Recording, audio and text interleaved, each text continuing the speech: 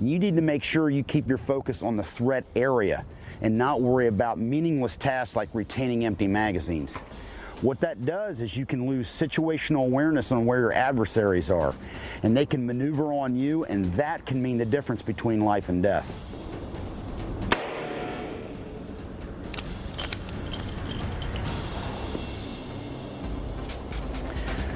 This training scar originated from range masters who are obsessed with tidy ranges.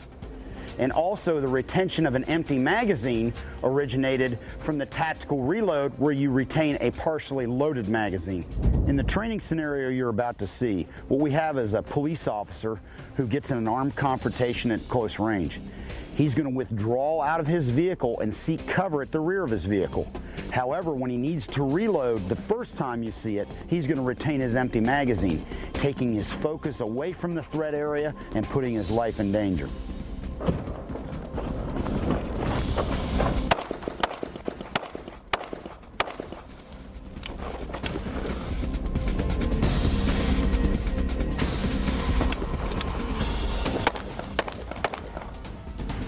Okay, this time around we're going to apply our lessons learned from the first scenario. So instead of retaining an empty magazine during our reload, we're going to get ammunition back into the gun as quickly as possible to try to stay on top of the situation as it develops.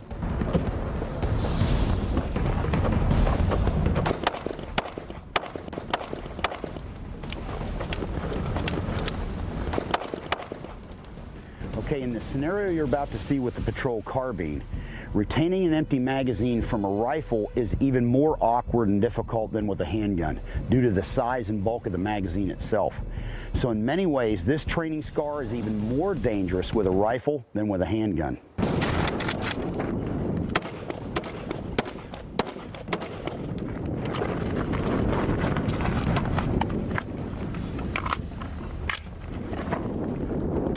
This scenario highlights the difference between a patrol rifle in law enforcement use and an assault rifle in military use. For instance, in law enforcement use, one magazine in the rifle would generally get the job done. However, in the military, battles could be very protracted, so retaining those empty magazines could become critical in terms of ammunition resupply and reloading. As we have seen, there's a time and a place for retaining your empty magazines. But remember, when you're in a close-range gunfight, priority number one is always going to be to get ammunition back into your weapon and to get back into the fight.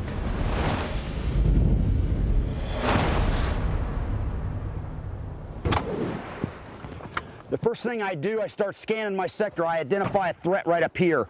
It's easy to maneuver with a weapon like the P90. It's also very controllable and fully automatic fire, so I'm going to put some bursts on that particular threat.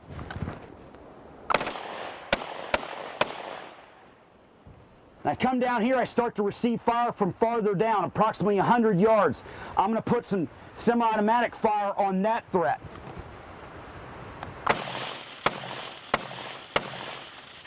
This weapon's more than accurate enough for a shot like that. Personally, I would like a little bit different optic than this particular one.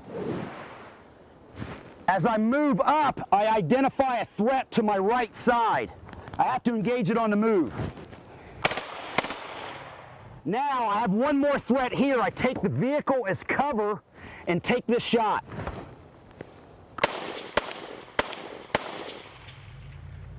I scan my sector looking for any other threats. With a weapon like the P90, it's an easy weapon to maneuver with. You can also put some burst fire on it if necessary. Very easy weapon to shoot and reliable.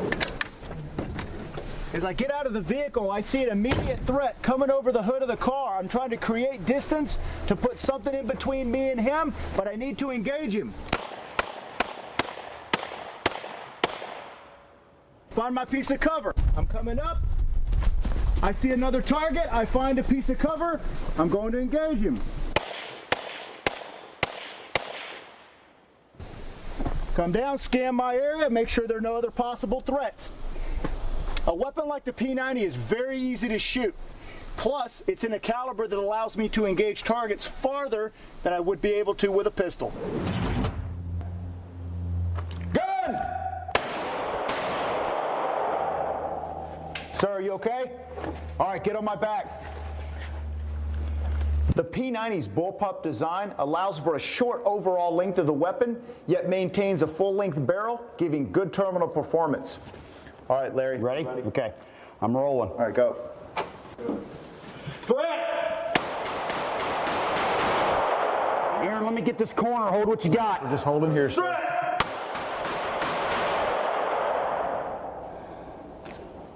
One of the unique features of the P90 is the helical feed 50-round magazine that fits on top of the weapon. This allows you to shoot for a long time before you have to worry about a reload. All right, Aaron, clear to move. Okay. We're clear to move? Okay. Coming in behind you. Ready. Okay, you ready? Yep. Let's roll. All right, sir. You ready to go? Go. We need you ready to get into the car when we get out there. Yeah, we've got to move fast. Remember, the car's right around the corner. Got it. Okay, I'm going to lead out. Okay. All right, here we go.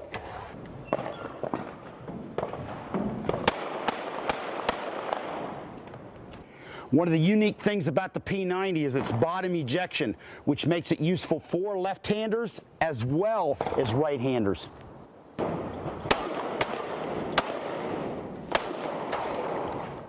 All right, get in, sir.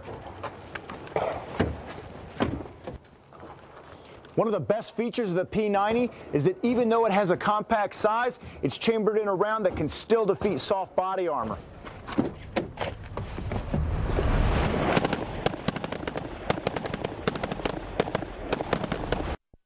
This segment of Tactical Impact is brought to you by FNH USA.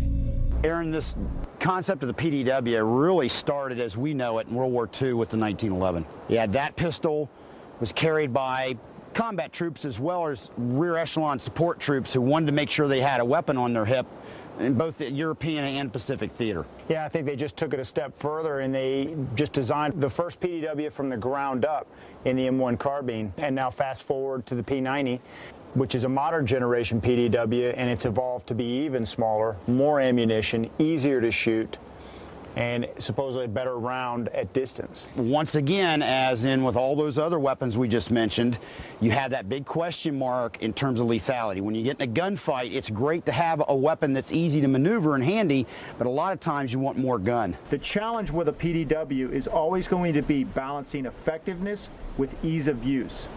Although the handgun is the most difficult PDW to master, it's probably safe to say it's going to be around for a while.